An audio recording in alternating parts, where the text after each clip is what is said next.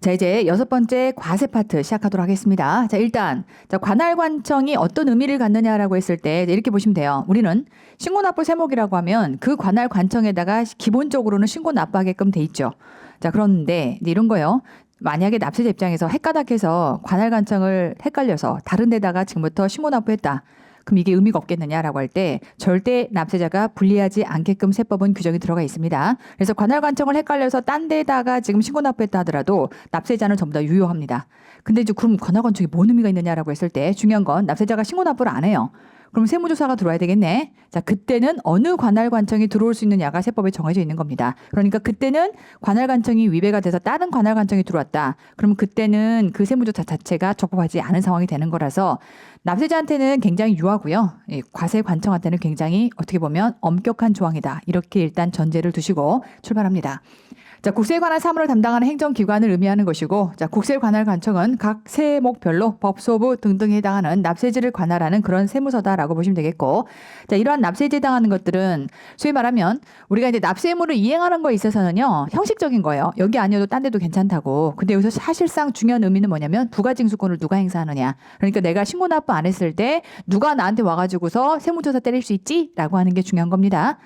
그래서 막 그래요. 동네에 돈 좀 있으신 유지들은요, 항상 그러면 안 되지만 관할 세무서장이랑 골프도 치고 친하게 지내는 거죠. 그리고 이제 어디 가서 맨날 입으로 떠들고 다녀요. 내가 예를 들면 강남 사시는 분들은 항상 입버릇처럼 얘기하시거든요. 뭐 그렇다고 꼭 그분들과 관계가 있다는 얘기는 아니니까 또 그것도 확인해 볼 필요는 없는 거고, 내가 강남 세무서장이랑 얼마 전에 뭐 어쩌고 저쩌고 하면서 친분을 굉장히 과시하는데요. 실제 세무조사 들어오면 전혀 매갈이 없는 인연입니다. 그건 그거고, 형님 그건 그거고요, 이건 이거죠라고 일반적으로 돌아가는 게 대부분이에요. 근데 이제 납세자들은 그런 생각들을 하는 거죠. 됐고, 부가징수권에 해당하는 행사라든지 납세 의무 이행에 있어서 기준이 되는 장소다라고 볼 수 있겠고, 그러한 납세지들은 각각 세목별로 각 개별 세법에서 규정되어 있습니다. 앞서 얘기했던 것처럼 신고서 제출을 딴 데다 했다. 괜찮겠느냐라고 하는 건데, 일단 원칙은 신고 당시 납세지를 관할하는 세무서장에게 제출하게끔 되어 있고요. 자, 그런가 하면 이제 전자신고라고 하게 되면 지방국세청장 또는 국세청장에게 제출이 가능합니다.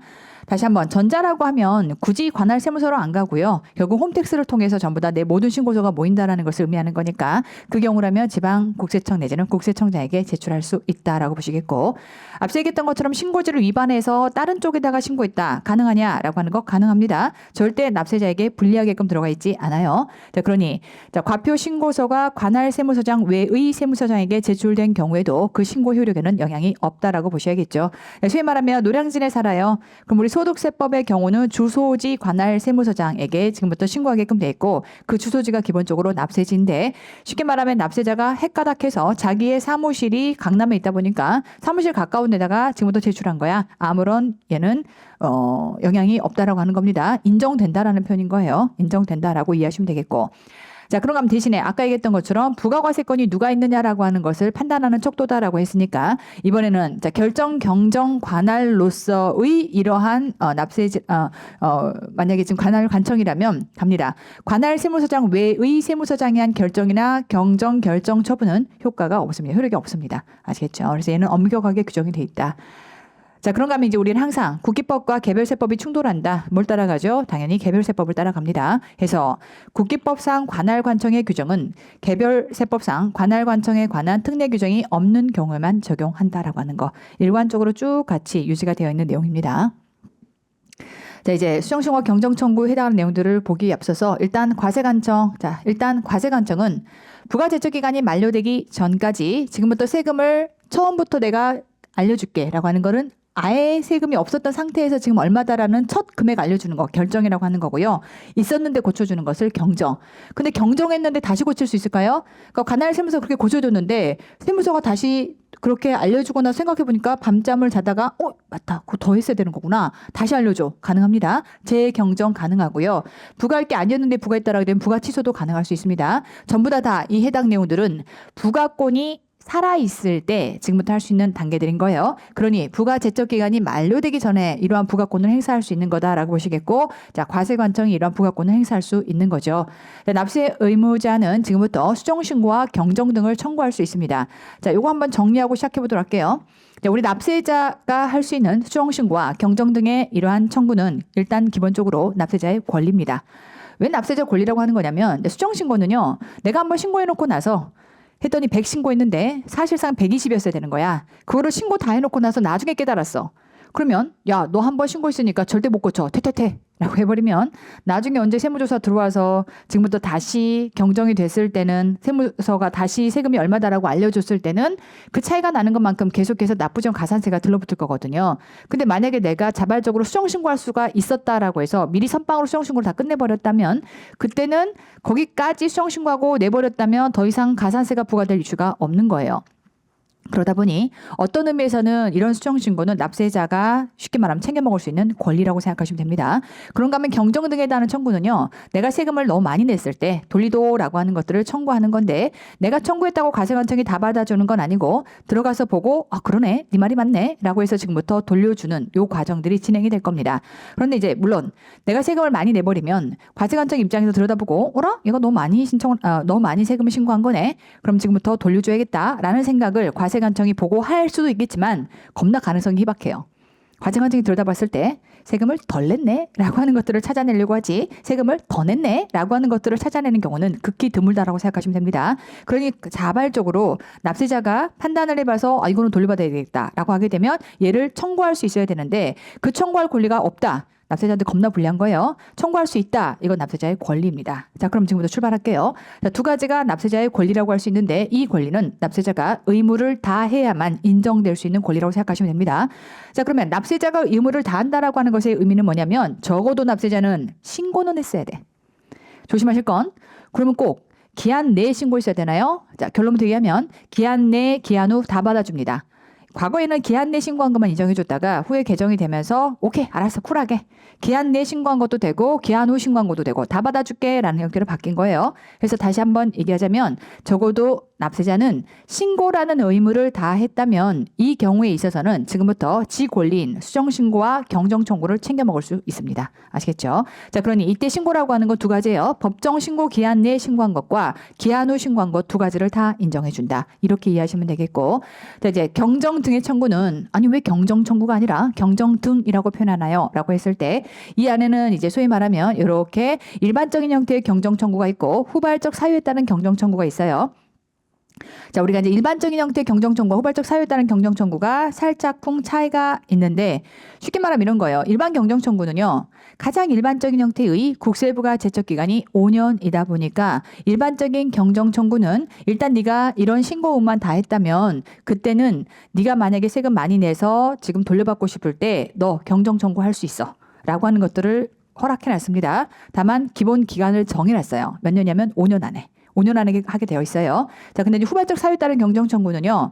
5년이라는 제한 조건을 주지 않습니다. 후발적으로 예를 들면 조세 심판을 통해서 새로운 곳으로 뭔가 결정이 나다 보니까 거봐 내 말이 맞잖아 나 지금 이제 돌려받아야 돼 라고 하는 것들을 청구할 수 있어야겠죠. 그런 형태로 뭔가 조세 쟁송이라든지 아니면 상호 합의라든지 이런 게 되게 오래 걸리는 시간 후에 그래서 5년이 후딱 지나버린 상황에서 내가 내 권리를 찾아먹고 싶다라고 하게 되면 얘는 후발적 사유에 따른 경정 청구이기 때문에 얘는 5년이라는 제한 조건 없이 그런 사유가 발생이 됐다면 그 후에도 지금부터 3개월 안에 경정 청구를 할 수 있게끔 이렇게 열어놨다라고 생각하시면 됩니다. 그래서 이제 두 가지 형태의 경정 청구가 있는 건데 자, 일반적인 형태의 경정 청구는요.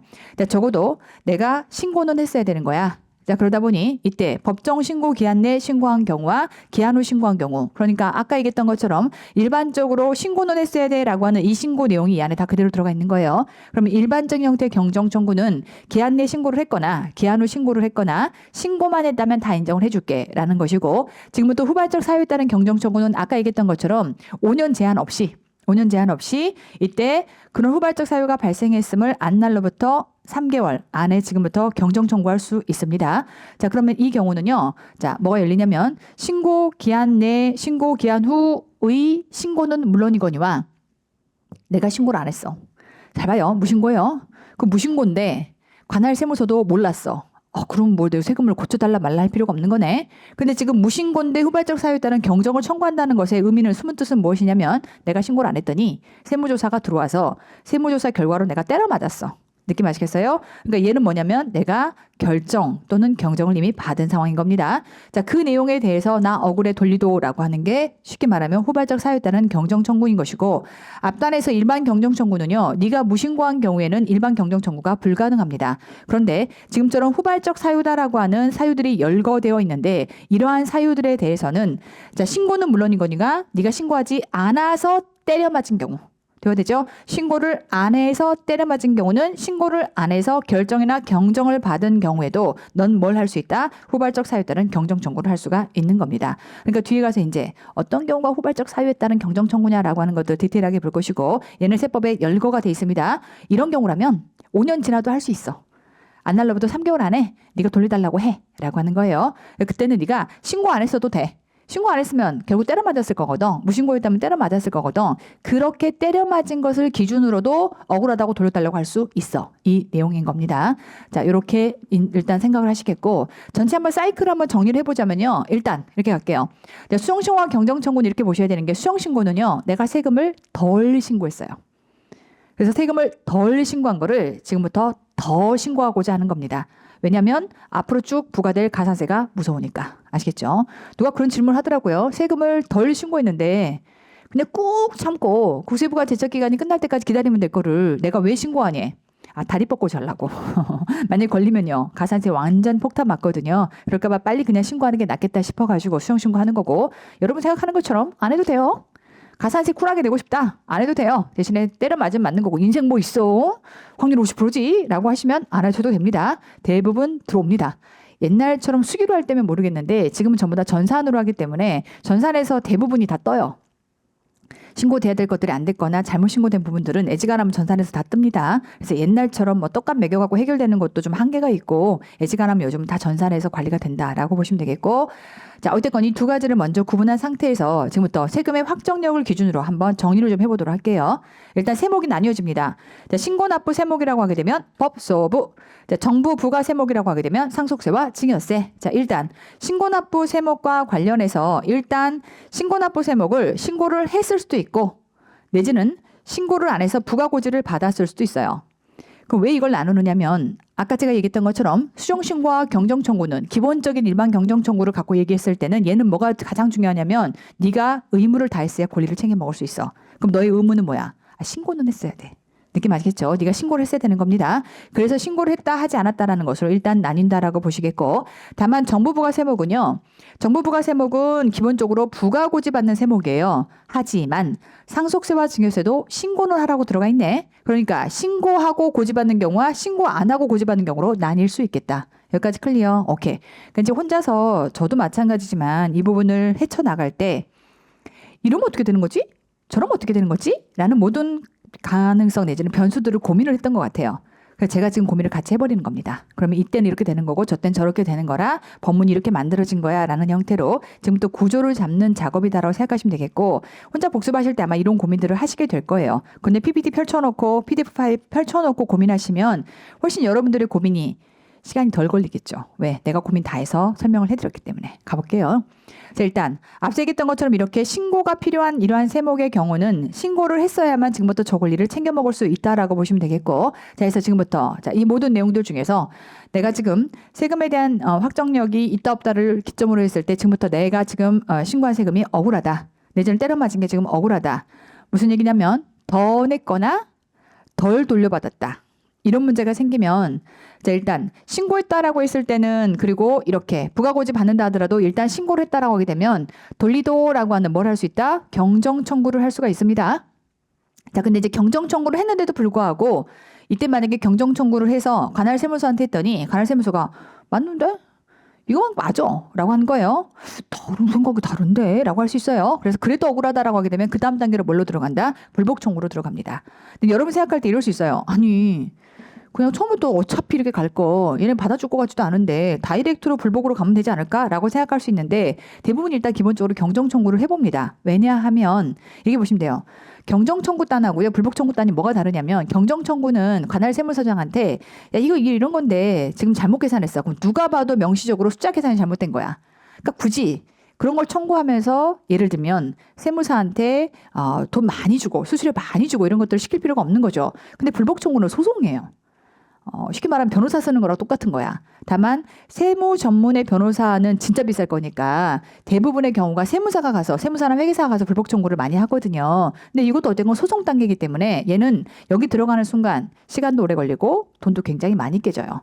그러니 돈과 시간이 많이 깨지는 정식의 이러한 소송 단계로 가기 전에 가볍게 한번 들여다봐줘라고 하는 게 경정 청구인 것이고, 이 단계가 없어서 다이렉트로 소송 들어가라고 하는 순간 뭐 겁나서 이거 하겠어요? 예를 들어 내가 돌려받을 세금이 100만 원이야. 근데 수입 맡기면요 일단 무조건 거의 500, 1000부터 시작합니다. 그러니까 배보다 배꼽이 더 큰 상황이 생기는 거예요. 여러분 앞으로 회계사 세무사가 되시면 돈벌이를 하셔야 되는데 장부 기장하는 것만 갖고는 돈벌이가 잘 안 돼요. 대부분 돈이 어디서 나오는 거냐면 뭔가를 세금을 똑같이 신고한다 하더라도 돈 많이 부과할 수 있는 쉽게 말하면 상속세와 증여세 이거의 전문가가 되거나 아니면 세무조사 전문 그러거나 불복 전문 위기의 순간에 구원투수가 되어야만 납세자들은 주머니를 텁니다. 그 외 나머지는 너무 많은 세무사들과 너무 많은 회계사들 때문에 경쟁이 치열해요. 그래서 정말 기장료를 그러면 나는 예를 들면 누가 기장료 30, 오케이 나 25, 나 20, 나 10만 원 막 이러고 덤벼들어요. 그러면 정말 싸게 부르는 거를 이길 자가 없어집니다. 그래서 그런 것들은 굉장히 치열하기 때문에 소위 말하면 사무실 임대료 내면 거의 끝난다고 생각하시면 돼요. 임대료와 직원들 월급 내면 거의 끝나는 거고.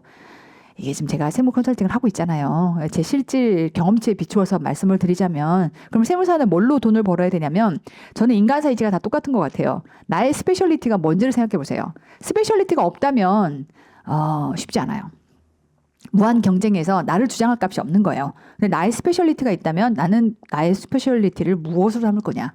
딱 역으로 돌려서 저 사람이 나를 왜 선임하게 되지? 왜 나에게 자신의 이러한 이슈거리를 해결해달라고 할 수 있는 거지라는 것들을 고민해보면 나의 스페셜리티가 명확하게 나올 겁니다. 없다면 만들어야 돼요. 그래서 이제 위기의 순간에 구원투수가 된다라고 하는 게 아까 얘기했던 것처럼 세무조사를 전문으로 한다. 내지는 불복을 전문으로 할 수 있다. 혹은 보통 남들이 다 피하는 양도소득세를 나는 대한민국에서 끝판왕으로 잘 계산해낼 수 있다. 내지는 상속증여의 플랜을 잘 짜줄 수 있다. 돈이 여기서 나와요. 나머지는 고만고만합니다. 아니면 이제 저희 작은아버지처럼 대한민국의 세 손가락 안에 드는 법인세 전문가.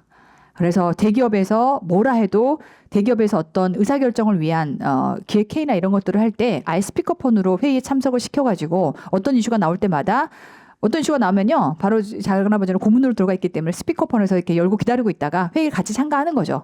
현장 가서 하는 경우도 있겠지만 현장보다는 이제 고문이니까 전화로 열어놓고 나면 이슈 다 얘기하고 나서 자 그럼 오세무사 이런 경우는 세금 이슈가 어떻게 되죠? 라고 하면 바로바로 답할 수 있어야 돼요. 이런 의사결정을 했다라고 했을 때 기업이 이걸 매각하거나 내지는 이걸 뭐 예를 들면 앞으로 이 사업을 신사업을 추진한다라고 했을 때 어떻게 되죠? 라고 하는 순간 바로 답할 수 있을 정도가 돼야 되거든요. 그러니까 누르면 법이 자판기처럼 나와야 돼. 그거는 법만 알고 있는 게 아니야. 수많은 판례와 수많은 어떤 행정 사례값 등을 알고 있어야만 이 자판기처럼 이게 튀어나올 수 있거든요. 그러니까 구급공무원부터 출발해서 맨날 조세 세정일보 보고 온갖 이러한 쉽게 말하면 판례에 해당하는 것들을 전부 다 학습하시면서 모든 경험치들이 국세청 조사과에서 15년간 근속하셨어요. 그래서 이제 국세청장 특별 허가로 너무나 법인세에 대한 전문가다 보니까 그래서 대한민국 세 손가락 안에 드는 전문가시거든요. 그러니까 그런 식의 스페셜리티가 있던가. 그러면 마르고 닳도록 잘 먹고 잘 살아요. 근데 그게 아니라면 정말 힘듭니다. 제가 처음에 개업해 나왔을 때 정말 힘든 값으로 시작했어요. 왜? 난 스페셜리티가 없어. 내가 나를 주장할 값이 아무것도 없는 거야. 네, 그러면서 저도 이제 개업한 지 한 14년 차 되거든요. 만들어 간 거죠. 지금까지 만들어 왔습니다. 그래서 여러분들도 앞으로 이제 전문가가 되실 거면 그런 고민들을 해 가셔야 되는데 어쨌건 불복은 그런 겁니다. 경정과 불복이라고 하는 게 그런 차이가 있다라고 생각하시면 되겠고. 자, 마찬가지로 요거 상속세와 증여세에 해당하는 경우도요. 일단은 신고와 부가 고지 방식 이렇게 일단 들어갔을 때 신고를 했기 때문에 경정 청구할 수 있어요. 그리고 나서 불복이 들어갈 수 있는데 문제는 얘는요. 이런 거죠. 이 신고는 내가 생판 신고한 거고 내가 돌려달라고 하는 거야. 근데 이 신고는요. 신고는 했지만 부가 고지를 누가 한 거죠? 과세관청이 한 거예요. 근데 과세관청한테 돌려줘라고 하면 과세관청이 그게 맞아라고 할 확률이 너무 높죠. 그러니까 이 경우라면 다이렉트로 뭘 인정한다? 불복을 바로 인정합니다. 아시겠어요? 아니 과세관청이 맞다는데 과세관청한테 또 들여다다 보려면 말이 안 되는 거고 얘는 내가 신고를 했는데 내가 신고한 것 내가 잘못한 것 같아 돌리도라고 하는 거니까 얘는 경정 단계가 어떻게 보면 유효하다라고 볼 수 있겠지만 얘는 해봤자 뻔한 결과가 나올 수 있기 때문에 두 단계가 다 인정이 돼 있다라고 생각하시면 되겠고 자 그런가 하면 이제 신고를 안 했어요. 신고 안 하면 이 경정이라는 단계를 거쳐갈 수 있음에도 불구하고 신고를 안 했기 때문에 이 경우는 다이렉트로 불복으로 가야 합니다. 구조 아시겠죠? 일단 일단 놓고 보시겠고. 자, 그런가 하면 이번에는 세금을 덜 냈어요. 덜 냈다면 당연히 뭐 하면 돼? 수정신고하면 돼요. 자, 그래서 지금부터 자, 가산세가 무섭다. 그러니까 지금부터 수정신고를 하겠다. 다만 수정신고도 신고했을 때만 가능합니다. 그래서 신고했다면 지금부터 수정신고를 이렇게 하면 되는데 만약에 무신고예요. 그럼 부가고지 내지는 부가고지를 받은 상황이면 이거는 생각해 볼 필요가 없는 게 정부가 때려줬어요. 봤더니 뭐야 이거 더 내야 되는데 덜 나왔네? 라고 했을 때는 얘는 수정신고하지 않습니다. 그럼 그런 경우가 없나요? 없어요. 없어요. 그래서 이 경우는 수정신고하지 않습니다. 아예 그냥 세법상 규정 자체가 들어가 있지 않다라고 생각하시면 되겠고. 자, 그런가 하면 이제 세무조사 등을 통해서 이렇게 어차피 결정을 받은 거기 때문에 따로 수정신고할 필요가 없다라고 보시면 되겠고요. 자, 억울하다라는 게 있을 수 있다 없다. 생각을 하는 걸 해봐요. 내가 덜 냈어요. 덜 내서 억울해요? 더 내서 억울하지 덜 내서 억울하는 건 있을 수가 없는 겁니다. 그래서 지금 그래서 억울해서 불복으로 갈게라는 것 자체는 있을 수가 없는 거예요. 그러니까 아까 우리가 경정이 복잡한 거지 수정신고는 심플해요. 수정신고는 항상 뭐 신고했을 때만 수정신고를 받아주는 거고요. 그 다음 나머지 이슈는 없는 겁니다. 다만 억울하다라고 하는 이 경정 상황에서는 신고를 했을 경우는 경정 청구가 가능한 거고 그리고도 억울하면 불복 단계로 넘어가는 거고요. 신고를 안 했다면 경정 청구는 불가능합니다. 이렇게 개념을 잡아가시면 되겠고 자 이제 구체적으로 가볼게요. 자, 일단 수정신고는 세 가지의 경우에 할 수 있습니다. 자, 이렇게 볼게요. 수정신고 세 가지의 경우 할 수 있는데 말이 이제 시험에서는 법문구가 되게 헷갈리게 나올 수 있어요. 일단 머릿속에서 이렇게 개념을 잡을게요. 수정신고는 세금을 더 신고해야 돼. 그래서 과소신고한 게 문제인 거야. 과소신고한 게 문제인데 또 어떤 경우도 있을 수 있냐면 반대로 수정신고는 너무 많이 환급받았어. 그건 과대로 환급받은 거예요. 그러니까 지금 일반적인 형태 세금 내야 되는 신고가 있는가 하면 환급이 있을 수 있거든요. 그럼 대부분의 경우가 세금을 내야 되는 상황을 갖고 전제로 보시고 환급은 반대로 가야 되는 거죠. 그럼 만약에 과소신고했어요. 환급은 과대가 들어가는 거죠. 너무 많이 받아갔으니까 지금 토해내야 되는 상황이 되는 거예요. 그래서 항상 환급이라든지 결손의 이슈가 나오면 얘를 문장을 바꾸어서 보세요. 환급이나 결손이 과다라면 얘는 바꾸면 뭐가 되는 거야? 과소거든요. 일반 신고랑 똑같이 뉘앙스를 맞춘다면 얘는 과소가 되는 거니까 그때는 수정신고. 왜냐하면 뒤에 가면 언제 수정신고하고 언제 경정청구하는 거냐 엄청 헷갈리거든요. 과대 과소를 마구 혼용해서 사용합니다. 그러니까 일단 우리는 중심축을 수정신고의 경우는 이미 신고한 과표와 세액이 과소신고야. 세법상 했어야 될 것보다 과소신고했다라고 하는 것이고 뒤에 가서 만약에 결손이랑 환급세액이 나오잖아요. 그럼 얘는 뭐라고 나올 거냐면 과대가 나옵니다. 그럼 이제 어떨 때는 과소고 어떨 때는 과대고 겁나 헷갈리다는 거죠. 그러니까 어떻게 하셔야 되냐면 결손과 환급이 나오면 얘를 뭘로 바꿔? 신고세액으로 바꿔. 그러면 이때는 과대가 나왔을 때 뭘로 바꿔? 과소. 그럼 신고가 과소? 신고가 과소면 수정신고가 맞지. 이렇게 끌고 가는 겁니다. 아시겠죠? 안 그러면은 어쩔 때는 과소고 어쩔 때는 과대고 얘는 또 가면 반대로 가거든요. 헷갈릴 수 있으니까 다시 한번 우리는 얘만 갖고 따질게요. 덜 신고하면 수정신고고 더 신고하면 경정청구예요. 근데 그게 딱 쌍으로 맞춰서 결손이나 환급이 나오면 얘를 바꾸면 돼요. 얘를 바꾸면 신고로 바꿨을 때는 뒤도 바꿔야 돼요. 과소가 됩니다. 그러면 지금 결손이나 환급세액 뒤바꿔서 신고세액이 될 것이고 과대가 뒤바꾸면 과소니까 신고세액이 과소, 오케이 수정신고가 맞지. 이렇게 판단할 것이다. 뒤에 가서 또 말문제 풀 때 다시 한번 보실 거고요. 다시 한번 수정신고는 당장의 신고세액에 영향을 미치는 신고와 결손도 있지만 당장의 세금에 영향을 미치지 않는 것들도 있을 수 있어요. 그래서 일단은 원천직 소유자가 누락 신고했다라고 하는 것도 얘도 당장 세금에 영향을 미치는 것이고 그런가 하면 마지막 요게 당장의 세액에 영향은 안 미쳐요. 근데 요거를 신고를 안 해놓으면 차후에 우리 법인세법에서는 유보 조정을 해놔야 뒤에 가서 마이너스 유보 조정을 할 수 있고 마이너스 유보 조정을 해놔야 뒤에 가서 유보 조정을 할 수 있는데 당장 그걸 안 한 거야. 안 해서 차후에 유보나 마이너스 유보를 할 수가 없는 상황이 생겨버리면 추후 세금에 영향을 미칠 수 있거든요. 이런 것들도 수정신고할 수 있게끔 들어가 있습니다. 하여간 뭐라고 표현하냐면 이미 신고한 내용이 불완전한 경우. 그러면 그 경우는 수정신고가 들어가야 되는 거예요. 자, 예시가 국고보조금 공사부담금에 상당하는 금액을 입금과 동시에 송금을 동시 잡았어야 되는데 안 잡았다라고 하는 건데 자 가볼게요. 자 우리 불완전 신고 우리 법인세법에서 다루는 내용인 건데 간단하게만 소개를 하자면 예를 들어서 내가 지금부터 기계장치를 사고 싶어요. 국고에서 보조를 받습니다. 그래서 국고보조금 100만큼을 지금부터 수령을 하는 상황인데 만약에 내가 1기 과세 기간에 국고보조금 100을 수령했어요. 그러면 이때 법인세법상은 순자산 증가설에 입각해서 난 모르겠고 네가 지금부터 국가로부터 돈 받았니? 받은 거 다 입금이지 뭘. 입금으로 과세를 합니다.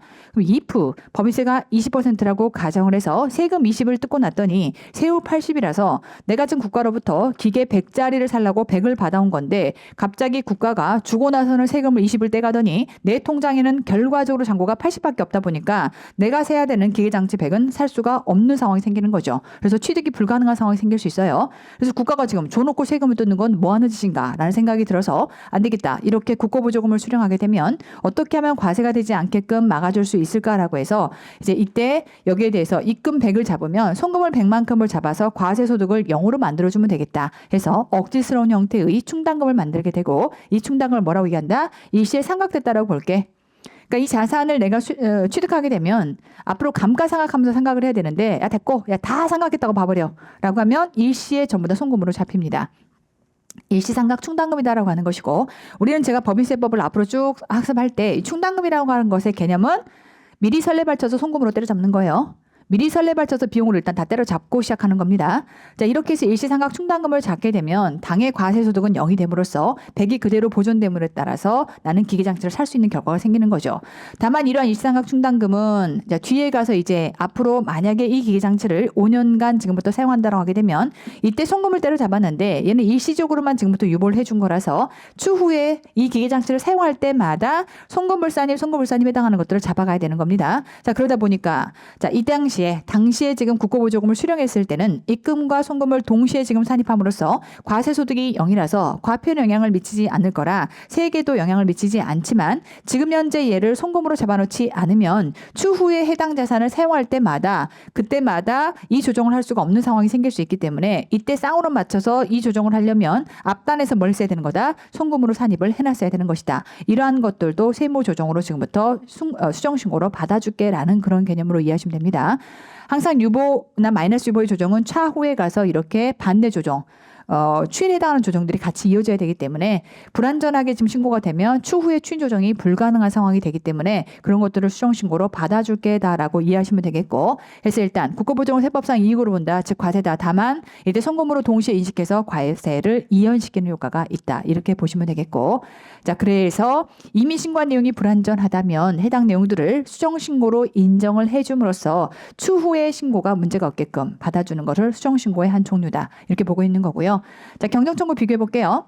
딱 이렇게 들어가는 거죠. 이미 신고한 내용이 과소니, 이미 신고한 내용이 과대니. 당연히 시험에서 이제 이 과대 과소를 뒤바꿔서 오답으로 많이 출제를 합니다. 그래서 이미 신고 결정 경정된 과표와 세액 등이 과대다라고 하게 되면 이 경우는 돌리도라고 하는 것들을 경정 청구할 수 있는데 이때 이제 세트로 들어가는 게 이 내용이 1번과 세트로 2번 내용이 이렇게 세트로 들어가다 보니까 다시 한번 보시면 결손 일단 세액공제 빼고 얘기할게요. 결손이나 환급세 얘가 지금 과소라면 어떻게 돌린다? 얘를 신고세액으로 돌리고 신고세액이 과소면 뭘로 돌린다? 과대. 되죠? 신고세액이 과대면 경정이 맞지. 느낌 아시겠죠? 왜냐면 각각을 다 외울 수는 없잖아요. 그러니까 우리는 얘만 중심으로 외웁니다. 신고세액이 과소면 수정신고, 신고세액이 과대면 경정청구, 그런데 결손이나 환급이 들어오면 반대로 이렇게 이해하시면 되겠죠. 그런데 이번에 이제 요 안에 결손이나 환급만 했더니 이럴 수 있어요. 세액공제도 돌려받는 거죠. 세액공제도 마찬가지로 과소로 세액공제 신청했으면 더 할 수 있는 거네. 그래서 얘는 이렇게 확장이 돼 있다. 별거 아니에요. 우리가 상식적으로 다 납득할 수 있는 거예요. 결손은 소득에서 까는 거고요. 세액공제는 세액에서 까는 거죠. 깐다라고 하는 건데 덜 깠어. 그럼 더 깔 수 있는 거잖아. 그 개념입니다. 대신에 옛날에는 소득금액에서 까는 것만 들어와 있다가 세액공제도 같이 경정청구 대상으로 들어왔다. 당연한 거를 너무 늦게 고쳤다라고 생각하시면 되겠고 자 이제 어떤 걸 대상으로 하느냐라고 했을 때 일단 기본 전제가 수정신고와 경정청구 둘 다 납세자의 권리입니다. 이 권리는 의무를 다해야만 가능합니다. 그렇기 때문에 누가 가능하냐라고 했을 때는 신고한 자. 대신 그 신고는 기한 내 신고뿐만 아니라 기한 후 신고도 전부 다 인정을 해준다. 네, 출발합니다. 법정 신고 기한까지 신고한 자 되고요. 다만 이때 이제 당연히 이런 가로가 시험에서 출제가 되겠죠. 우리가 법정 신고 기한까지 과표를 제출하라고 했더니 예를 들면 근로소득자예요. 자, 근로소득자는 5월 31일까지 다른 소득이 없다면 5월 31일까지 종합소득 과표 신고를 하나요? 아니면 회사에서 원천징수 다 하고 2월 달에 연말정산하고 나면 더 이상 납세무가 없다라고 보는 건가요? 후자입니다. 그럼 분명히 이자는 과표 신고 기한인 5월 31일까지 이때 근로소득에 대해서 확정 신고하지 않았어요. 그렇다 하더라도 얘는 2월 달 연말정산을 하게 되면 얘는 정상적인 과표 신고 기한까지 신고를 마쳤다라고 볼 수가 있는 거네. 그러다 보니까 갑니다. 연말정산 또는 원천징수로 납세무가 종결돼서 확정 신고 의무가 면제된 자라 하더라도 과표 신고 기한까지 전부 다 신고가 됐다라고 볼 수 있는 거지. 요거를 문자 그대로만 보면 과표 신고 기한까지 과표 신고서를 제출했어야 돼. 아, 그러면 근로소득자는 5월 31일까지 과표 신고서 제출한 건 아닌 거네. 연말정산으로 끝내버린 거지. 그럼 안 되는 거 아니야? 라는 논란이 있었겠지. 그러니까 야, 걔도 돼 라고 해서 포함이 들어가 있는 거니까 당연히 가로가 시험에서 많이 출제가 됩니다. 당연히 이자도 확정 신고까지가 다 됐다라고 정상적으로 인정해 주는 자다라고 이해하시면 되겠고, 마찬가지로 기한 후 과표를 신고한 자, 그래서 기한 내뿐만 아니라 기한 후 두 가지를 다 받아준다라고 했던 거고요. 자, 경정 청구 갑니다. 마찬가지로 기한 내 신고, 그리고 이거 볼게요. 법정 신고 기한까지 제출은 했으나 자진 납부하지 않은 경우도 포함합니다. 다시 한번. 자, 봐요. 우리가 경정 청구 돌리도라고 했어요. 돌리도. 그럼 이거죠. 쥐가 세금을 내지도 않고 뭘 돌려달래. 이런 생각 해볼 수 있어요. 자, 세금을 내지도 않고 뭘 돌리달래라고 했을 때는요, 이렇게 보셔야 돼요. 지금 경정 청구라고 하는 건 세금을 right now 현재 나한테 현금을 내달라는 얘기가 아니에요. 내가 지금 확정된 세액이 100인데 100이 아니라 80이야. 나 확정세액 80으로 만들어줘. 그 얘기인 거예요. 그러니까 신고는 신고인 거고 납부는 나쁜 거라서 지금 내가 납부하지 않았다 하더라도 이 모든 권리를 챙겨 먹을 수 있는 거예요.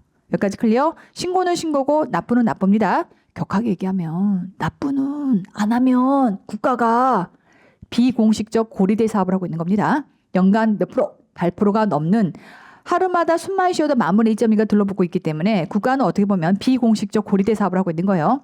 여러분 은행에다 돈 넣어봐요. 어디가 뭐 하루 1년에 8% 이자 줍니까? 없어. 그런 개념인 거예요. 느낌 아시겠죠? 그렇기 때문에 신고는 신고고 납부는 납부대로 따로 움직이는 상황이라서 절대로 둘을 섞지 않습니다.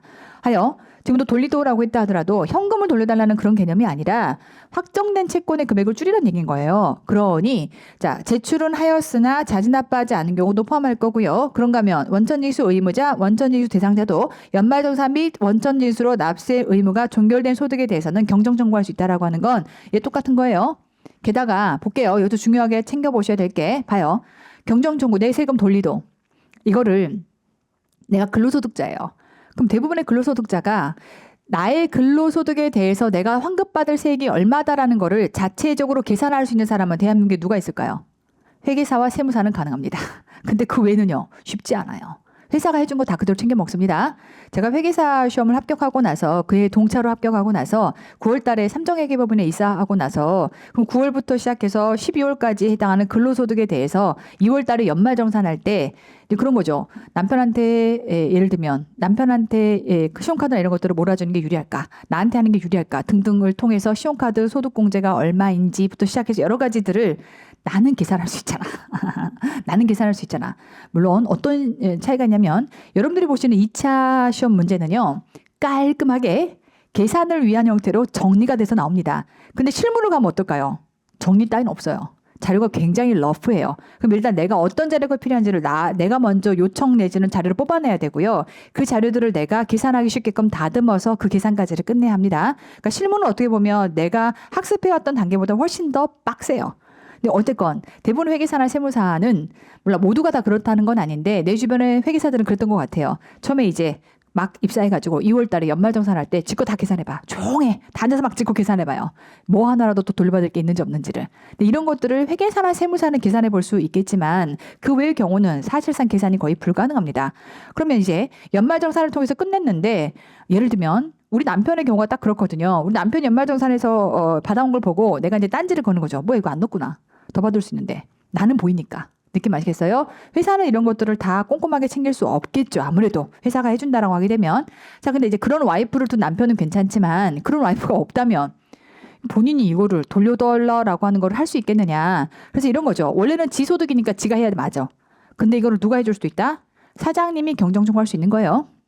느낌 아시겠어요? 회사가 경정청구할 수 있어야겠지. 근로자가 뭘 알겠어. 그러니까 근로자는 지소득이니까 지도 할 수 있고 그다음에 그거를 원천징수 해줬던 원천징수 의무자도 할 수 있고 둘 다가 열어져 있는 거예요. 갑니다. 원천징수 의무자 또는 원천징수 대상자도 되죠. 둘 다가 가능한 거예요. 그러니까 지금 경정청구는 원천징수 대상자만 가능하고 원천징수 의무자는 안 된다라고 하게 되면 X가 돼요. 생각이라는 걸 해봐야겠지. 그런가? 직권인가 지가 해야 되나? 지가 못해요. 아까 얘기했던 것처럼 나 같은 와이프를 둔 우리 남편이면 모를까. 지가 직걸 못한다고. 회계사 세무사 아니면 이게 계산하기가 쉽지가 않아요. 자, 그러니 무슨 말인지 아시겠죠? 그래서 원천징수 의무자, 원천징수 대상자 둘 다가 들어간다는 거. 말문제에서는 좀 조심해서 잘 기억해 두시고. 자, 기한 내 신고, 기한 후 신고 둘 다 가능합니다. 되죠? 자, 그런가 하면 자, 종부세에 따라서 우리 종부세의 경우는 지가 신고할 수도 있어요. 지가 신고했다면 이때는 신고로 들어가겠죠. 근데 신고 안 하고 만약 얘는 깍두기다 보니까 가만히 있으면 부가고지 받는 거네? 그럼 이런 문제가 생기는 거예요. 야, 그러면 신고한 경우는 경정청구할 수 있고 신고 안 한 경우는 경정청구 못 한다는 거야? 그러네. 종부세는 어차피 깍두기면 신고했을 때는 이 안에 들어가지만 신고 안 했을 때는 그럼 경정청구를 못 한단 말이 돼버리니까 야, 안 되겠다. 부가고지 받아도 하게 해줘야 되겠네. 형평성에 맞게끔.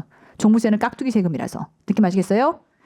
깍두기 박쥐 세금이라서 양쪽 왔다 갔다 할 수 있는 거라서 해서 이게 작년인가 재작년 개정으로 들어온 겁니다. 보시면 납세 의무자로서 종합부동산세를 부가고지 받은 자는 신고라면 이 안에 들어가는데 신고가 아니라 밖으로 튕겨져 나가버리니까 얘도 갖다 집어넣어서 형평성을 맞춰야겠다라고 해서 규정이 들어와 있다. 이렇게 이해하시면 되겠고 자 이제 각각 누가 신청할 수 있느냐라고 했을 때 수정신고는요.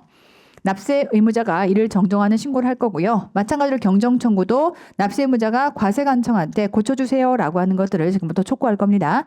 자, 이제 기한 언제까지 하면 되니?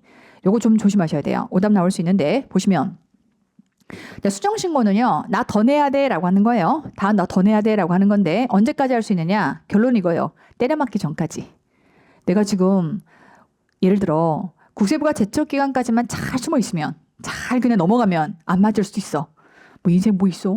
반반 확률이지. 이럴 수 있겠지만 어쨌건 언젠가는 세무조사가 들어올 수 있어요. 그럼 세무조사가 들어와서 때리면 나는 수정신고 못하는 거고 그 전에 내가 수정신고를 하면 되는 거니까 일단은 이렇게 세무조사 때려맞기 전까지. 우리끼리는 그렇게 말하지만 법문은 뭐라고 얘기하고 있냐면 간다. 관할 세무서장이 각 세법에 따라 해당 국세의 과표와 세액을 결정 또는 경정하여 통지하기 전까지 결정, 경정, 통지하기 전이라고 하는 게 어마무시한 말인 거예요. 세무조사 들어와서 떼기 전까지인 거예요. 아시겠죠? 다만 이때 뭐라고 돼 있죠? 국세부가 제척기간이 끝나기 전까지. 우리 일반적인 형태의 그러한 국세는 5, 70. 다 잊어버렸어? 5, 70. 그래서 일반 무신고 7년, 부정 10년 이렇게 가는 거잖아요. 일반적인 국세라면 상증 빼고 그 기간 안에만 가능한 거니까 자 질문 들어갑니다. 5년 내라고 하면 OX. X예요. 왜? 일반적인 국세부가 제척 기간이 5년이긴 하지만 만약에 내가 부정이었어. 그럼 나 뭘로 들어가 버려? 10년이 들어가는 겁니다. 그러니까 무조건 5년이라고 말할 수 있다 없다? 없어요. 국세부가 제척 기간 안에 결국은 관할 세무서가 세무조사로 때리려면 부가 제척 기간이 열려 있어야 되는 상황인 건데 그 열려 있어서 세무조사 와서 때리기 전까지만 내가 얼른 신고하면 돼. 그래서 수정신고는 부가 제척 기간이 끝나기 전까지인 거지 5년 이내라고 하는 조항이 안 들어가요. 조심하셔야 돼요. 5년 이내가 오답이에요. 왜 강조하냐면 결혼 얘기할게. 얘는 5년 이내가 들어가. 경정청구는 에이 시끄럽고 5년 이렇게 들어가 있거든요. 근데 수정신고는 때려맞기 전까지 하면 돼요. 그래서 얘는 5년이 안 들어갑니다. 조심하시고. 자, 즉 관할 세무사장 경정에서 통지한 경우라면 갈게요. 관할 세무사장 경정에서 얼마라고 알려줬어. 아까 제가 말했던 것처럼 알려주면 이거 아닌데요. 더 내야 되는데요. 가능 불가능. 불가능하다라고 했어요. 그래서 세무서장이 경정에서 통지하고 나면 그 통지한 부분에 대해서는 수정신고는 안 되는 겁니다. 관할 세무서장이 때려줬어요. 그럼 그걸로 끝이지. 여기다가 내가 아니에요. 더 내야 돼요라는 거는 현실적으로도 없고 법 조항에서도 인정되지 않는 거예요. 느낌 아시겠죠? 이렇게 이해하시면 되겠고 자 경정 갑니다. 경정은 지금부터 갑니다. 최초 신고하거나 수정 신고한 거예요. 라고 하게 되면 얘는 내가 자발적으로 한 거네. 몇 년 안에? 5년 이내. 법정 신고기한이 지나고 나서 5년 안에 내가 신고해놓고 나서 돌리도, 내가 수정 신고해놓고 나서 돌리도라고 하려면 5년 이내가 되는 거고요. 다만 이번에는 징액 경정 처분이에요. 얘는 관할 세무서가 때려준 거야. 때려주면 처분이 있으면 안 날로부터 조심하실게요. 처분이 있은 날 아니야. 제가 처분했는데 몰랐어요? 이런 문제가 생길 수 있어요. 철저하게 납세자를 보호하는 조항입니다. 있으면 안 날로부터 몇 개월? 3개월. 이게요. 듣고 잊어버려. 예전에 90일이었거든요. 돌아버려요. 1, 2, 3, 4, 5, 6. 아주 원시적인 조항이었어요. 그래서 이게 이제 진화해서 3개월 성금, 성금, 상금 이렇게 3개월로 변화가 됐다. 그래서 요거 3개월은 뒤에 가서 후발적 사유에 따른 경정 청구를 배우실 텐데 원래는 얘가 90일 3개월 달랐거든요. 개정됐어요. 그래서 얘도 3개월, 쟤도 3개월. 땡큐다라고 보시면 돼요. 3개월이다라고 하는 것만 머릿속에 기억하시면 되겠고. 자, 어쨌건 두 개가 다릅니다. 자, 최초 신고, 수정 신고했을 때는 5년 이내라는 규정만 들어가 있고요. 내가 지금부터 때려 맞았어요. 그러면은 때려 맞음을 안 날이에요. 때려 맞은 날이 아니야. 때려 맞음을 안 날로부터 몇 개월? 3개월. 마찬가지로 5년. 그러니까 경정 청구는 5년이라는 제한 규정이 들어가 있는 거예요. 느낌 아시겠죠? 자, 그런데 수정 신고는 5년 있다 없다? 없어요. 얘는 국세부가 제척 기간이라고 열려 있습니다. 그러니까 국세부가 제척 기간이 일반적으로는 5년이지만 앞서 얘기했던 것처럼 5, 7, 10 이렇게 갈 거기 때문에 예를 들면 내가 신고는 했으나 부정 신고라면 10년까지도 열릴 수 있거든요. 그러니까 5년이라고 제한하면 그거는 오답이 되는 겁니다. 구조 아시겠죠? 자, 챙겨 두시고. 자, 이제 수정 신고 어떻게 하면 되죠? 제출하면 돼요. 수정 신고도 제출하면 됩니다. 별거 아니고. 경정 청구 어떻게 하면 되죠? 자, 경정 청구서를 제출하면 됩니다. 얘도 별거 아니고. 경정 청구는 돌리도라고 하는 것들을 지금부터 내가 신청하는 겁니다. 둘 다 납세자가 챙겨 먹을 수 있는 권리다라고 설명을 드렸어요. 자, 이제 여기에 따른 결과 통지를 지금부터 보도록 할게요. 자, 일단 봐요. 수정 신고는요. 수정 신고는 내가 세금 더 낼게라고 하는 것들을 내가 지금부터 신청한 겁니다. 신고한 거예요. 자, 일단 수정 신고는 거기에 따라서 결과 통지를 할 필요가 있다 없다. 그래. 너 더 냈어야 되네라고 말할 필요 있다 없다. 없어요. 아시겠죠? 왜냐하면 기본적으로 이제 수정 신고에 해당하는 경우는 내가 과표 신고 기한 내에 신고를 했더라면 바로 자동적으로 확정력을 갖기 때문에 너 맞아라고 하는 말을 해줄 필요가 없는 것이고 내가 신고 기한 후에 지금 신고를 했다라고 하게 되면 우리 기한 후 신고에 해당하는 것들은 들여다보고 그때는 통지를 하게끔 돼 있거든요. 근데 기본적으로는 수정 신고 자체에 대해서는 우리가 따로 통지를 해라라고 하는 규정은 없습니다. 자, 그런데 지금부터 자, 경정 청구에 대해서는 고초조라고 했을 때 내가 고초조라는 청구 자체로 확정력이 생기는 게 아니에요. 그럼 이제 과세관청이 들여다보고 그래 맞네. 돌려줘야겠네. 그래서 세금 줄여야 되는 게 맞는 거네 라고 하게 되면 통지를 주게끔 돼 있어요. 혹은 들여다봤더니 아닌데? 이게 맞는데? 라고 해도 통지를 주게 돼 있어요. 느낌 아시겠죠? 그러니 경정 청구에만 지금부터 통지라고 하는 이러한 규정이 들어가 있다고 생각하시면 되겠고. 자, 갑니다. 법정 신고한 기한까지 80을 신고했어요. 그럼 이제 확정력 80만큼 인정을 받는데 야 100이었네. 20이 지금 덜 신고가 된 거네 라고 하게 되면 이때 이제 과세관청이 지금부터 세무조사를 들어와서 이때 때렸는데 과소신고는 20이야. 근데 또 얘가 또 오버해서 때렸네. 30을 때려버린 거네. 그러면은 납세자 입장에서는 20인데 지금 10을 더 많이 때려버린 거네 라고 하는 순간 이때 납세자는 뭐가 들어간다? 경정 청구가 들어갈 겁니다. 10만큼 아니에요 잘못됐어요 라고 하는 것들을 경정 청구하게 되면 이렇게 경정 청구했다라고 했을 때 바로 확정력을 갖는다 안 갖는다? 갖지 않아요. 경정 청구는 확정력을 갖는 게 아니라 여기에 따라서 과세관청이 들여다보고 거기에 따른 통지를 해줘야만 확정력을 갖는다라고 보시면 됩니다. 그래서 수정 신고는 과표 신고 기한 안에 신고를 했다면 바로 같이 확정력을 인정을 받습니다. 하지만 지금처럼 경정 청구라고 하는 건 확정력을 인정받지 못하기 때문에 이렇게 경정 청구가 들어가고 나면 2개월 이내에 지금부터 통지를 해주게끔 돼 있어요. 그래서 통지를 해주게 되면 그 통지했을 때 이때 확정력을 얻는다라고 보시면 되겠고 혹은 이 통지는 네 말이 맞아 혹은 네 말이 틀렸어 라는 형태의 통지를 해주게끔 돼 있습니다. 그러거나 통지를 지금 할 수가 없는 상황이야. 조금 더 시간이 필요해 라고 하는 것들을 지금부터 알려줘야 되는데 그런 게 아무것도 없대. 그런 게 아무것도 없다면 나는 지금 나 진짜 억울해 지금. 봐요. 이게 200만 원, 300만 원이면 100만 원 돌리도라고 하는 거 별거 아닐 수 있어요. 자, 근데 20억, 30억이에요. 10억만큼 해당하는 게 지금 확정이 되는 순간부터 나는 숨만 쉬어도 10,000분의 2.2의 가산세가 들러붙기 시작합니다. 이걸 조속히 나는 빨리 억울하다는 것들을 바로 잡아야 되기 때문에 이 2개월이 지나는 순간 나는 뭐 할 수 있다? 이런 통지가 없다면 바로 다음 날부터 불복 청구에 들어갈 수 있습니다. 그래서 이후에 납세자가 자기 권리를 철저하게 챙겨 먹을 수 있게끔 세법은 이러한 절차들을 전부 다 만들어놨다. 하루에 숨만 쉬어도 마무리 점유가 들러붙는 상황이기 때문에 납세자가 조속히 자기 권리들을 확정 지을 수 있게끔 2개월이 지나면 다음 날부터 불복 청구에 들어갈 수가 있다. 이렇게 보시면 돼요. 자, 지금부터 출발해 볼게요. 자, 수정 신고는 따로 통지된 규정이 없습니다. 그런데 지금부터 경정 청구는 청구받은 날로부터 2개월 이내에 청구에 해당하는 결과를 통지해야 합니다. 자, 근데 2개월 이내에 아무런 통지를 하지 못했다면 통지받기 전이라도 2개월이 되는 날에 간다. 뭐 다음 날부터 2개월까지는 일단 기다려야 되는 거고 다음 날부터 지금부터 불복 청구가 가능합니다. 국기법 트랙을 따라갈 수도 있고 감사법 트랙을 따라갈 수도 있죠. 둘 중에 하나의 트랙을 따라서 지금부터 불복 청구에 들어가게 될 거고요. 자, 그런가 하면 자, 결정 경정 청구를 받은 세무서장이 받은 날로부터 2개월 안에 통지를 했어야 되는 건데 그러기가 곤란해. 왜? 애매하네. 애매해. 그래서 이것들을 지금부터 질의회신을 넣은 거예요.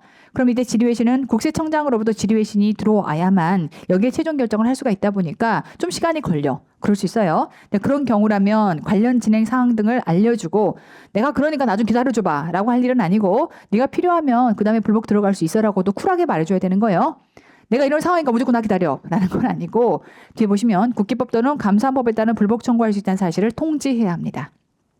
그러니까 지금 현재 내가 곤란하다라고 말했다 해서 그 다음 단계를 못 가는 건 아니에요. 그 다음 단계로 갈 수 있어요. 근데 대부분 납세자가 지금 예를 들면 질의회신 넣어가지고 국세청장한테서 답신이 오면 그때 우리가 결정할 수 있어요라고 했을 때는 대부분이 기다리지 바로 불복 안 가요. 다시 한번 불복은 돈 많이 들어.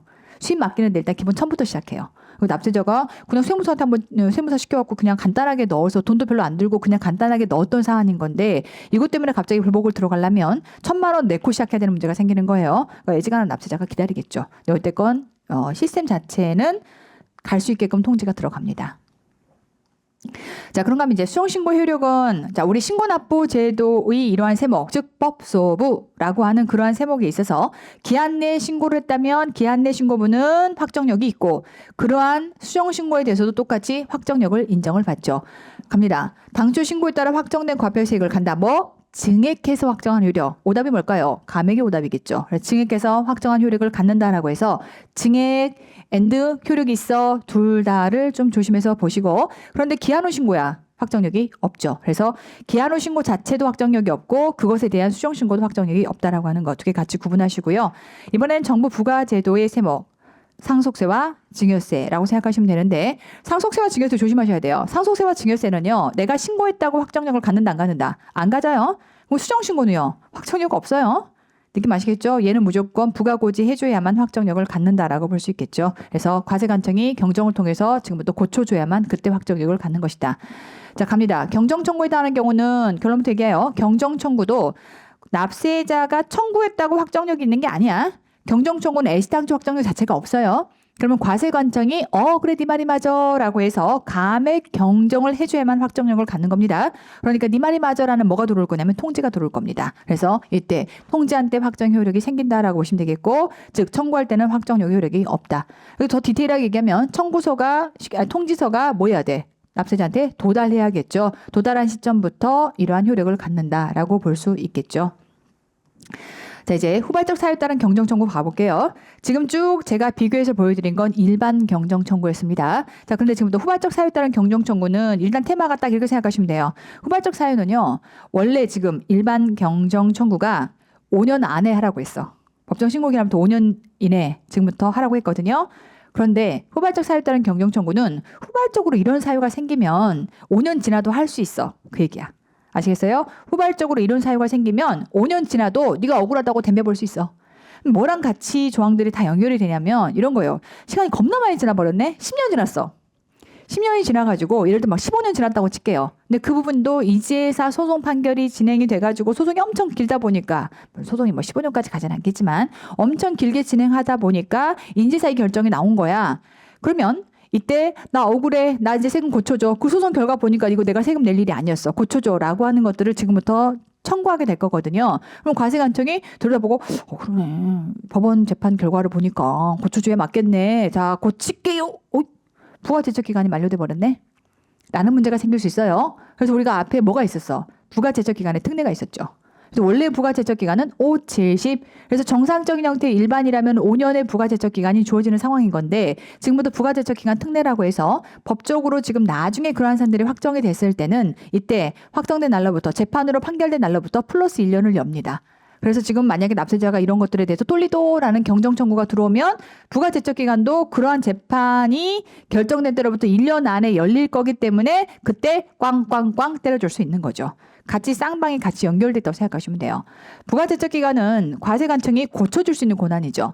그리고 경정청구라고 하는 건 고쳐달라고 청구할 수 있는 권한이에요.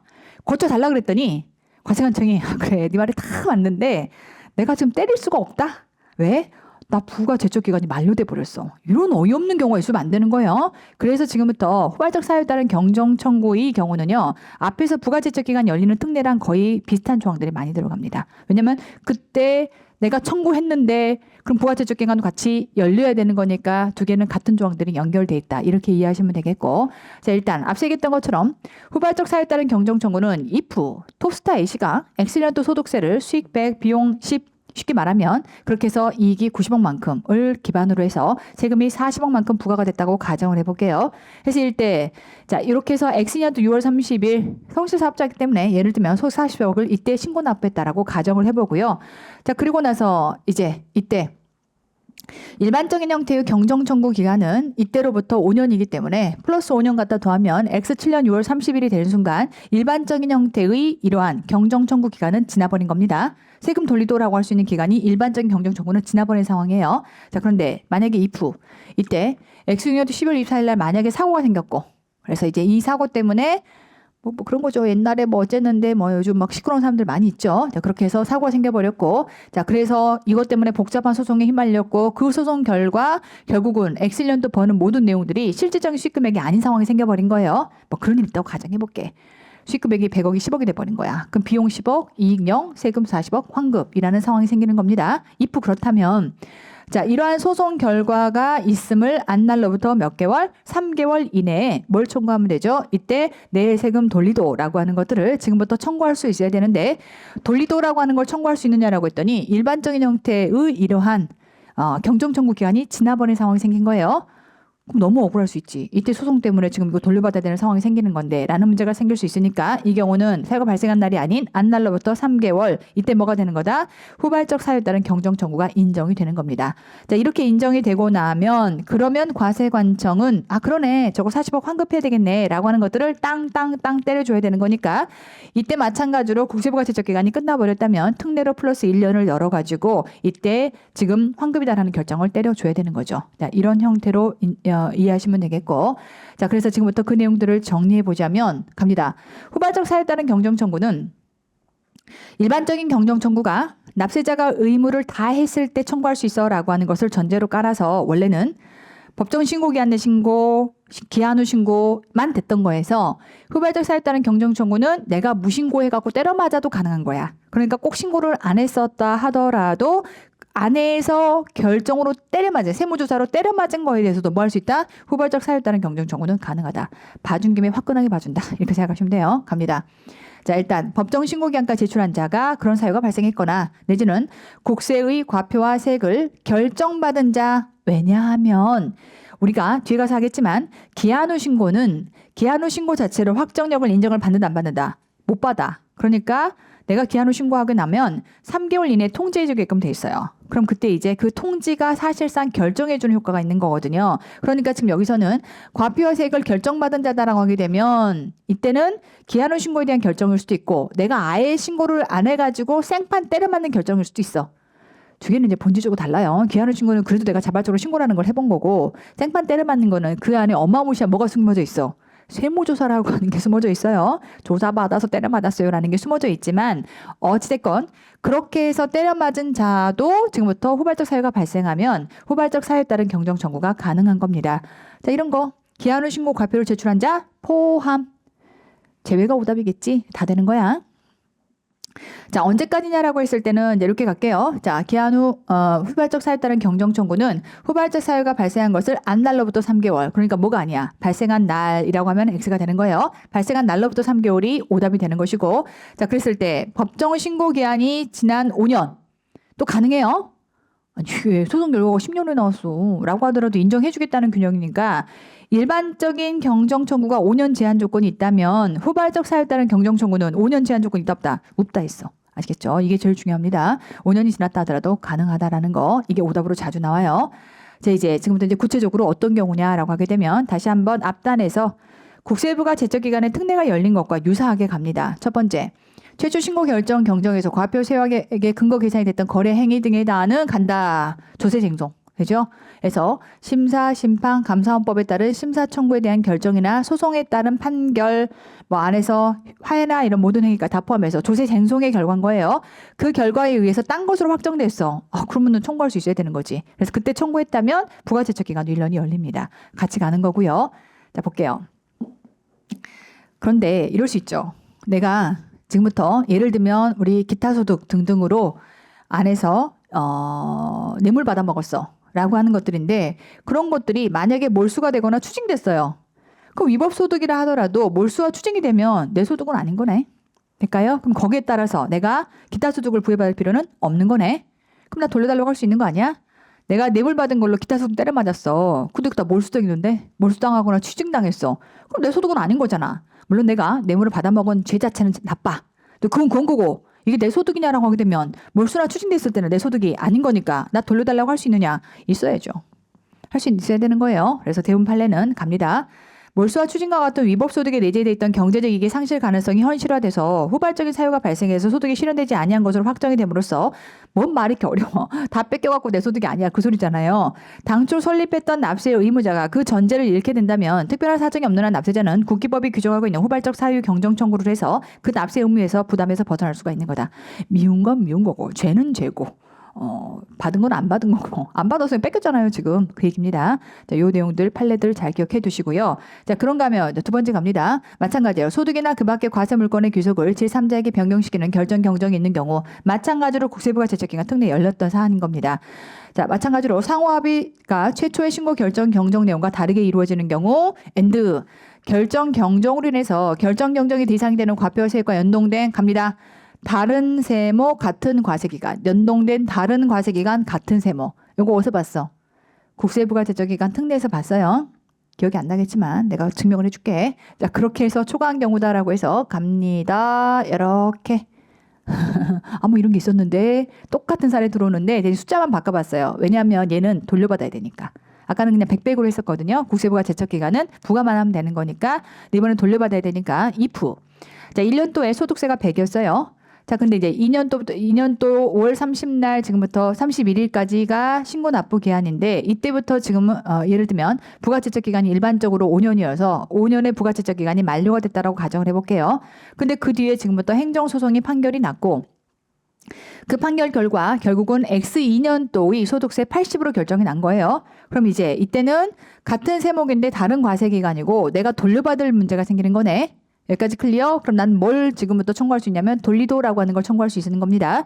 자, 어쨌건 이렇게 행정소송의 결과 판결이 나와서 나 돌리도라고 했다면 과세관청은 여기에 대해서 1년의 부가제척 기간이 열림으로써 만약에 진짜 그게 맞다면 그래 맞아 80이다 꽝꽝꽝 때려줘야 되는 문제가 생기는 겁니다. 그래서 같은 사안에서 국세부가 제척 기간이 1년이 열리기도 하고 그러면서 나는 그 사이에 경정청구도 가능한 거고 발 보면요 경정청구는 있음을 안 날로부터 3개월 그럼 이제 관할 세무서가 다 들여다보고 최종 통지할 때까지가 2개월 안에 통지할 거니까 두 개 다 합치면 얼마야? 5개월이에요. 부가제척 기간 얼마 열려 있어? 1년. 1년 안에 충분히 가능한 겁니다. 그러니까 1년 지금 요렇게 이런 사유가 판결이 나고 나서 1년 근데 내가 지금 그걸 인지할 때까지 시간도 벌어주는 거예요. 그래서 있음을 안 날로부터 3개월 안에 후발적 사유들은 경정청구할 수 있고 그런 경정청구가 들어오면 2개월 안에 통지가 끝나거든요. 그래서 얘 도합 합쳐서 5개월인 거니까 1년이라는 범주 안에 충분히 들어가게끔 세법이 규정돼 있다. 자, 갑니다. 자, 부가제척 기간 특례 1년 열릴 거고요. 그러고 나면 이제 X 2년도의 소득세가 80이야. 그런가 하면 이럴 수 있어요. 이런 케이스가 있고 if 1년도의 소득세가 아니라 법인세래. 그럼 우리가 소득세와 법인세는 세율 구간 자체가 다릅니다. 누가 더 세부담이 커? 소득세가 훨씬 크지. 소득세는요. 맥시멈 40에서 50까지 때려 맞아요. 그러니까 저 같은 경우도 거의 벌면 반의 세금 나갑니다. 벌 때 기분 좋지만 뺏길 때 정말 피 같은 돈들이 나가고요. 거의 그냥 이제 심리적으로 안정감을 느끼려면 벌면 통장에 딱 꽂히는 순간 50%는 내게 아니야 라고 생각하는 게 정신건강에 좋습니다. 근데 어쨌건 근데 이게 법인으로 얘가 바뀌는 순간 세율권 자체가 낮아지기 때문에 세율 자체가 낮아지잖아요. 예를 들어 소득세는 100인데 법인세로 봤더니 얘가 20이래. 그럼 돌려받을 수 있는 거잖아요. 그러니까 등등 이렇게 되면 1년도의 법인세 20이다라고 하는 요 내용은 똑같은 과세기간인데 세목이 달라지는 문제가 생기는 거죠. 그래서 어떻게 들어갈 거냐면 얘는 다른 과세기간에 같은 세목으로 한정하는 것이고 그런가 하면 이에 대해서는 다른 세목에 대해서 같은 과세기간으로 한정해서 될까요? 이런 케이스라고 보시면 되겠고 이때 앞서 부가제척기간 특례에서도 이 조항이 있었던 거지만 이렇게 해서 돌리도라고 하는 것을 뭐 할 수 있다? 이렇게 후발적 사유에 따른 경정청구도 가능하다라고 하는 거 구조 아시겠죠? 다시 돌아가서 그게 이 내용이었던 거예요. 자, 그런가 하면 최초 신고 결정할 때 과표 세액의 계산 근거가 된 거래 행위 등의 효력과 관련된 관청 허가라 그 밖의 처분이 자, 법정 신고 기한이 지나고 나서 취소가 된 경우 소위 말하면 이것도 앞에 우리 부가제척 기간 특례에 있었던 건데 나보고 비용리 법인이라며. 근데 또 아니래. 좀 장난해? 이런 걸 수 있어요. 돌려도라고 하는 것들이 있을 수 있겠고 마찬가지로 갑니다. 최초 신고 결정을 할 때 과표세액의 계산 근거가 됐던 거래 행위 효력과 관련된 계약이 해제권 행사에 의해서 해제가 돼버리거나 계약이 성립되고 나서 부득이한 사유 발생으로 인해서 해제가 되거나 취소가 된 경우 계약의 해제라고 생각하시면 돼요. 자, 계약이 간다. 계약이 해제가 된 경우는 후발적 사유에 따른 경정청구가 가능한데 이 해제는 당한 거지 내가. 해제를 당해버려서 나 지금 돌려받아야 되라고 하는 건데 지가 자발적으로 합의해줬어. 합의 해제는 자발적으로 같이 해준 거예요. 자, 이 경우는 제외합니다. 될까요? 그래서 그게 합의 해제도 인정해줘라고 해서 대법원까지 끌고 왔겠죠. 봐요. 이런 행정심판이 조세와 정세용에 관해서 들어가려면요. 뭐 거쳐야 돼? 불법 거쳐야 돼. 그러니까 누군가는 분명히 이거는 합의 해제도 해제라고 하는 저 조항 안에 후발적 사유에 따른 경정청구 가능한 거 아니야? 세금 돌려달라고 할 수 있는 거 아니야? 라는 걸로 덤벼봤겠지. 대법원의 최종 깨집니다. 합의 해제는 후발적 사유에 따른 해당 경정청구에 해당하지 않는다는 거. 됐죠? 이런 것들은 뭐 우리는 그냥 외워가야 돼요. 판례가 왜 그랬는지까지 알 필요는 없어. 그랬구나 라고 하는 것들을 받아들이고 가는 거고 마지막 최초 신고 결정 경정할 때 장부 및 증거 서류 압수 그 밖에 부득이한 사유로 과표와 세액을 계산할 수 없었으나 법정 신고 기한이 지나고 나서 그 사유가 소멸해서 검찰에 끌려갔던 장부가 돌아왔으면 이때 국세부가 제척 기간도 특례로 열리고 나는 경정 청구도 가능하고 같이 열린다고 생각하시면 돼요. 아시겠죠? 두 개가 연결됩니다. 자, 이제 일반적인 경정청구 후발적 사유에 따른 경정청구로 지금부터 비교해보자면 갑니다. 일반적인 경정청구는 기한 내 신고든 기한 후 신고든 했어야 돼요. 자, 근데 후발적 사유에 따른 경정청구는 기한 내 기한 후 다 되고 신고 안 해도 돼요. 그래서 신고 안 해도 된다는 게 이 안에 포함되어 있는 겁니다. 결정을 받은 경우라고 하는 건 기한 후 신고도 들어가고 무신고도 들어가고 그러니까 이 경우는 두 개를 비교하자면 후발적 사유에 따른 경정청구는 무신고자도 돼. 근데 일반 경정청구는 안 되는 거야. 이렇게 보시는 거고 자 기한 땡큐 so much로 개정이 돼서 두 개가 똑같아졌습니다. 자 일단은 차이가 조금 있긴 해. 자 일단 일반적인 경정청구는 5년 제한 조건이 들어가요. 그래서 일단 최초 신고거나 안에서 수정 신고하는 경우라면 5년 이내. 근데 만약에 징역 경정처분 때려받았다 나오게 되면 안날로부터 3개월 됐죠. 자, 근데 지금도 후발적 사유에 따른 경정청구라면 사유가 발생한 것은 안날로부터 몇 개월? 3개월. 그래서 과거에는 90일 3개월이었다가 두 개가 개정이 되면서 3, 3으로 맞춰놨어요. 땡큐다라고 보시면 되겠고 즉 법정 신고 기한이 지나고 나서 5년이 지났다 하더라도 후발적 사유에 따른 경정청구는 가능한 겁니다. 일반 경정청구는 안 된다라고 했고요. 둘 다 똑같이 경정청구입니다. 그 결과에 대해서 통지해줘야 돼요. 몇 개월? 2개월 이내. 되죠? 그래서 2개월이 지나면 바로 불복 들어갈 수 있어요. 아시겠죠? 그래서 이 경우 청구받은 날로부터 2개월이다. 이런 것들 조심해서 잘 챙겨가시고 자 그런가 하면 원천징수 의무자, 원천징수 대상자에 해당하는 경정청구 허용도 같이 연결해 보도록 할게요. 앞서 얘기했던 것처럼 경정청구는 내 세금 돌리도라고 하는 건데 이거를 사장님만 할 수 있겠느냐? 아니 지 세금이니까 근로자가 지도할 수 있어요. 마찬가지로 근로자만 할 수 있겠느냐? 나 잘 못하는데 사장님 해줄 수도 있는 겁니다. 둘 다 가능해요. 결론입니다. 갑니다. 법정 신고 기한까지 과표 신고서를 제출한 자는 물론이거니와 지가 제출했으면 얘도 할 수 있고 원천징수 의무자 또는 원천징수 대상자 다 되는 겁니다. 이 경우에 연말정산 및 원천징수로 납세의무가 종결되는 소득에 대해서 경정 청구할 수 있겠다. 될까요? 오케이. 자 그래서 갑니다. 소득세법상 분리과세가 되는 경우 연말정산 대상소득, 퇴직소득 등 과표 확정신고가 면제되는 소득이 있는 자도 면제를 시켜줬다라고 해서 너 신고 안 했다고 볼 수는 없는 거야. 신고한 거 진배 없는 거죠. 그리고 원천징수 의무자 사장님이 해줄 수도 있는 거고요. 자 비거주자의 국내 원천소득 중에서 분리과세 소득에 달하는 국내 원천소득이 있는 자 우리가 비거주자의 경우는 국내 원천소득에 대해서만 납세 의무가 있는 경우인데 이 경우에 만약에 사업장이 있다면 종합소득 신고할 거고요. 그런가 하면 사업장이 없다더라도 국내 부동산 원천소득이 있다면 이 경우는 종합소득 신고를 하겠지만 그 외의 경우라면 전부 다 분리과세로 끝냅니다. 언제 먹고 튈지 모르니까. 근데 그런 형 형태로 국내 원천 소득이 있는 자 및 그 원천징수 의무자는 결국 분리과세하고 끝난 거거든. 그럼 신고 안 했다고 볼 거냐? 신고 한 거야. 뭐 그런 경우도 마찬가지로 그 자 자체가 지소득이니까 할 수도 있겠지만 얘를 내가 어떻게 알아? 나 잘 몰라. 비고주자잖아. 라고 하게 되면 알았어. 그럼 내가 있으니까 내가 책임질게. 원천징수 의무자. 됐죠? 항상 분리과세는요. 원천징수 의무자가 따라 붙습니다. 됐죠? 외국 법인의 국내 원천소득 마찬가지예요. 2번은 소득세법이고요. 3번은 법인세법에 의한 거겠죠. 그래서 외국 법인의 국내 원천소득 중에서 분리과세 소득에 따른 국내 원천소득이 있는 자 및 원천징수 의무자. 항상 분리과세는 의무자가 따라 붙는다라고 보시겠고, 자 언제까지냐라고 하는 것들은 마찬가지로 일반적인 형태의 경정청구 몇 년? 5년 이내. 그래서 똑같이 5년 이내 될까요? 자 그러한 납부기한이 지나고 나서 5년 이내. 기본 일반 경정청구를 의미하는 거니까 일반이야 일반. 후발적 사유 헷갈리면 안 돼. 얘는 일반이야. 되죠? 후발적 사유에 따른 경정청구는 그 사유 만족하면 안날로부터 3개월 안에 하게끔 열어줄게 라는 거예요. 추가로 열어주는 거야. 우리 국세부가 제적기간도 원래 5, 70. 근데 그런 사유가 있다면 추가로 1년 부가권 열어줄게 라고 하는 거니까 이와는 다른 것이다 라고 보시겠고, 자 이제 제출하면 됩니다. 그래서 다만 이제 이런 거죠.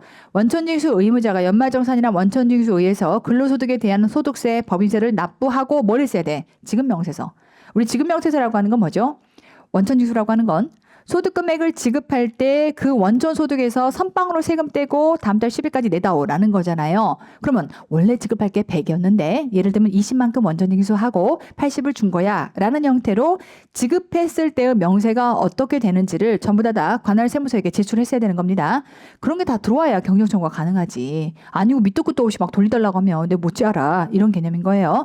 그래서 최소한 너의 의무는 다 했어야 되는 겁니다. 지급 명세서를 제출기한까지 제출했어야 되는 것이고, 그럼 언제까지니? 자, 이거는 개별세법에서 지금부터 규정하고 있는 사안인 거죠. 지급 명세서의 제출은 해당 소득의 지급을 속하는 과세기간의 다음 연도 2월 말까지입니다. 다만 이때 사업소득, 근로소득, 퇴직소득이라고 하게 되면 이때는 다음 연도 3월 10일까지 이렇게 지급 명세서 언제까지 제출하냐라고 하는 것들을 소위 말하면 소득세법상에서 규정을 하고 있고, 그러한 내용들이 여기에 같이 지금 얹어서 들어온 거니까 그 정도 챙겨두시고요. 넘어가서 기한 후 신고 갑니다. 야, 기한 후 신고라고 하는 건 앞서 얘기했던 것처럼 법정 신고 기한 내에 신고하지 않은 자가 경과해서라도 신고할 수 있는 거예요. 이런 거죠. 법정 신고 기한까지 신고 안 했다고 신고 안 했어? 끝? 퇴퇴퇴! 라고 할 수는 없는 거고, 이후에도 신고할 수 있게끔 받아줬어야 되는 겁니다. 왜? 내가 계속 신고를 안 하면 이때는 어찌됐건 뭐 나중에 무신고 가산세를 세게 때려 맞아야 되는데, 그래도 빨리빨리 네가 신고를 하면 과세관청이 행정력을 좀 덜 수 있으니까 너 6개월 안에 신고해. 그럼 내가 무신고 가산세도 깎아줄게 라고 하는 것이고, 일반적으로 신고했다면 납부는 별다른 이슈이긴 하지만 납부까지가 이루어지게 되면 납부 전 가산세를 덜 물어도 되거든요. 그러니까 할 수 있어. 열어놓게. 그러면 기한 후 신고했다라고 해서 반드시 그때까지 납부해야 되는 건 아니에요. 우리 기한 후 신고는 신고인 거고 나쁜 거야. 항상 그렇게 봐야 돼. 왜냐하면 신고하고 나면요, 납부는 아무 말 안 해도 고리대 사업하고 있는 거야. 돼요? 연간 8%씩 고리대 사업하고 있는 거기 때문에 나중에 가서 야 기한 안에 신고, 기한 후에라도 빨리 신고해. 그럼 6개월 안에 신고하면 지금부터 내가 가산세 감면해 줄게 라고 할 때도 납부 안 해도 가능해요. 신고는 신고고 납부는 나쁜 겁니다. 왜? 납부 안 하면 국가는 그냥 심중에, 그러면 안 되지만 심중에 고리대 사업을 하고 있는 거야. 연간 8%짜리 고리대 사업을 하고 있는 겁니다. 내가 국가에 반감이 있어서 이런 말 한 게 아니라 머릿속에서 기억을 하라는 뜻이야. 오정아 그랬어. 고리대 사업을 하고 있다고 그랬어. 1년에 8%씩. 그렇기 때문에 이 경우는 신고와 납부가 따로 노는 거야. 라고 생각해도 무방해요.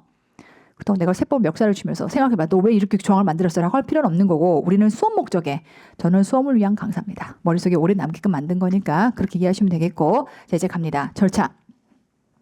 자, 관할 세무서장이 세법에 따라서 국세의 과표와 세액을 결정해서 통지하기 전까지, 즉 때려맞기 전까지 내가 기한 후 신고할 수 있고요.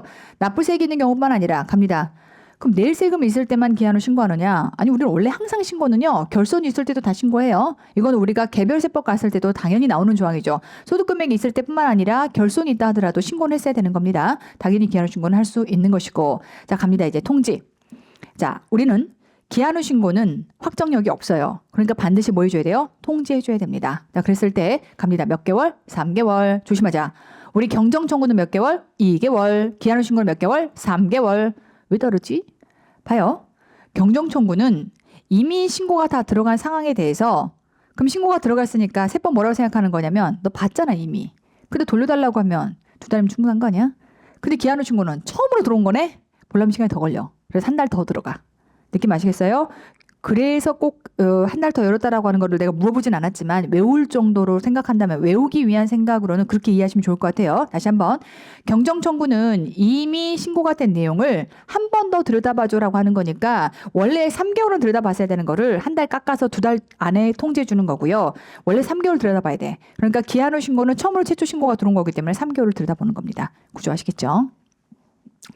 신고일로부터 3개월 이내에 과표와 세액을 결정 경정해서 신고인에게 통지하게끔 돼 있고 만약에 그럴 수 없다면 그렇다는 사유를 통지해서 알려줘야 되는 겁니다. 자, 다시 한번 기한 후 신고는 확정력이 없습니다. 될까요? 확정력이 없어요. 자, 납부는요. 갈게요. 납부할 수 있어요.